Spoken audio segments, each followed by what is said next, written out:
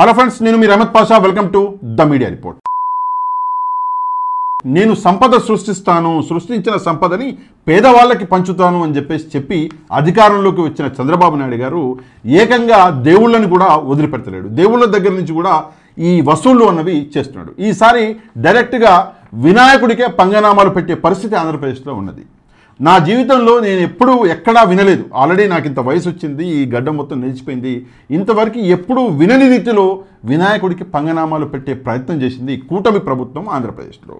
ఏంటి ఆ ప్రయత్నం అంటే, కొన్ని రోజుల కింద వంగలపూడి అనిత గారు, ఎవరు హోమ్ మినిస్టర్ వంగలపూడి అనిత గారు, నాకెంతో ఇష్టమైన నాయకురాలు ఆమె మీడియా ముందరికి వచ్చి, నేను హోంమంత్రిగా ఆమె ఏం చేసిందంటే కొన్ని రేట్స్ అన్నవి ఇచ్చింది. అంటే మీరు ఒకవేళ వినాయకుడి మండపం కట్టాలనుకుంటే మైక్కి 100 రూపాయలు ఇవ్వాలి ప్రభుత్వానికి. అది కాకుండా వినాయకుడి విగ్రహం యొక్క ఎత్తు ఏదైతే ఉందో 3 అడుగులు ఉంటే 350 రూపాయలు ఇవ్వాలి, 6 అడుగులు ఉంటే 700 రూపాయలు ఇవ్వాలి అని చెప్పేసి ఆమె ఒక రేట్ చార్ట్ ఏదో అంటది కదా, బిర్యానీకి ఇంత పలావ్కి ఇంత అన్నట్టు రేట్ చార్ట్ ఆమె చదివేసి వెళ్ళిపోయింది.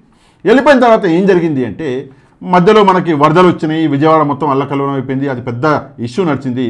దాని తర్వాత ఏమైంది అంటే, మనకు తెలుసు వినాయక చతుర్థి వచ్చేసింది. ఇప్పుడు ఏం జరిగింది అంటే, ఆమె చెప్పిన ఈ మాటలు ఏవైతే ఉన్నాయో ఆ మాటలని నమ్మి కొంతమంది ఏకంగా డబ్బులు కూడా కట్టేశారు.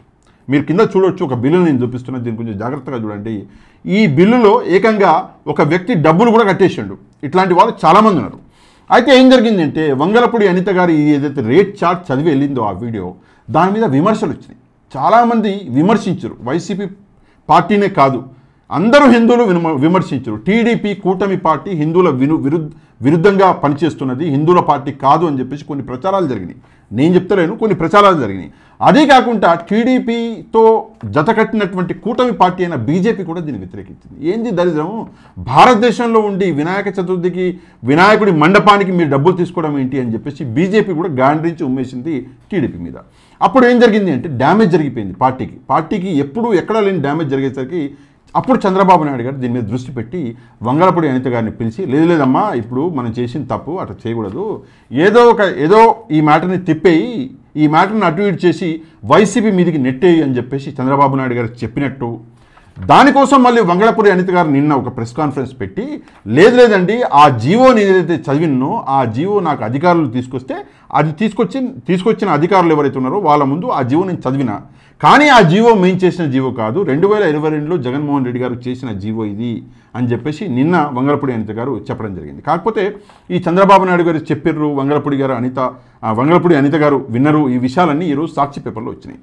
అయితే నిన్న ఏం చేసింది అంటే, వంగలపూడి అనిత గారు, లేదు మేము ఏదైతే చెప్పినామో అది పాత జీవో 2022, ఇట్లా చేయకూడదు, ఒక్కళ్ళ దగ్గర నుంచి ₹1 కూడా వసూలు చేయకండి అని చంద్రబాబు నాయుడు గారు చెప్పిండు అని చెప్పేసి వంగలపూడి అనిత గారు క్లారిటీగా నేను చెప్పింది.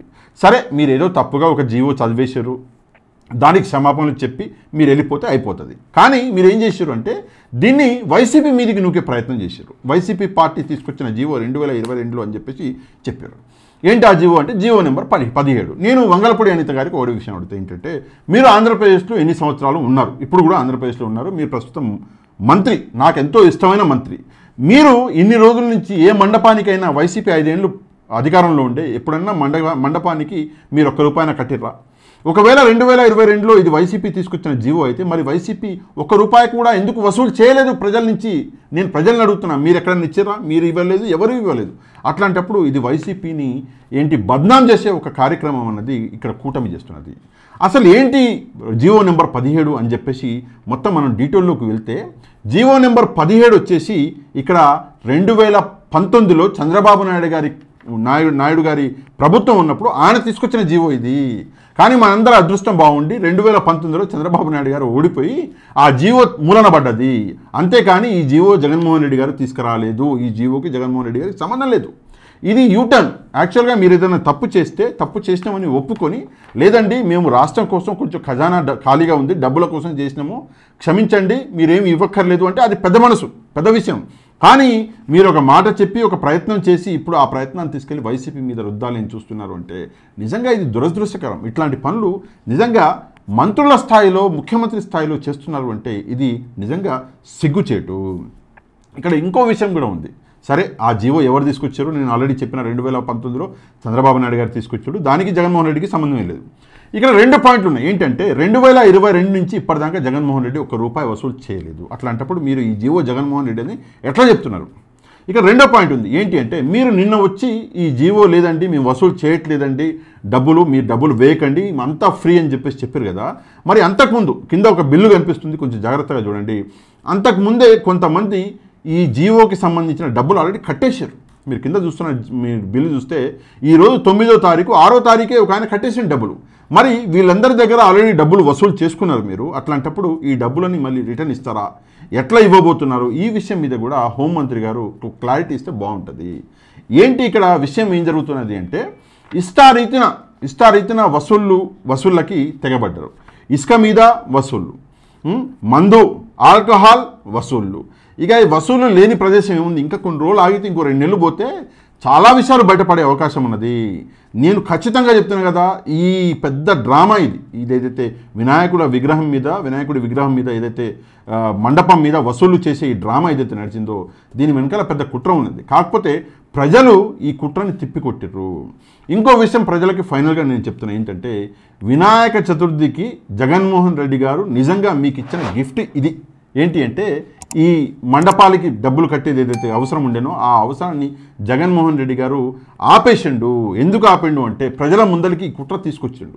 ఎవరు తీసుకొచ్చారు అంటే అపోజిషన్ పార్టీ అయినటువంటి వైసీపీ తీసుకొచ్చింది. ఈ క్రెడిట్ జగన్మోహన్ రెడ్డి గారికే వెళ్ళాలి. అందుకే ఈ డబ్బులు మీవి ఈరోజు మిగిల్చింది ఎవరు అంటే జగన్మోహన్ రెడ్డి గారు. ఇదే మీకు వినాయక చతుర్థి గిఫ్ట్ అనుకోండి. ఈ వీడియోని తప్పకుండా వైరల్ చేయండి.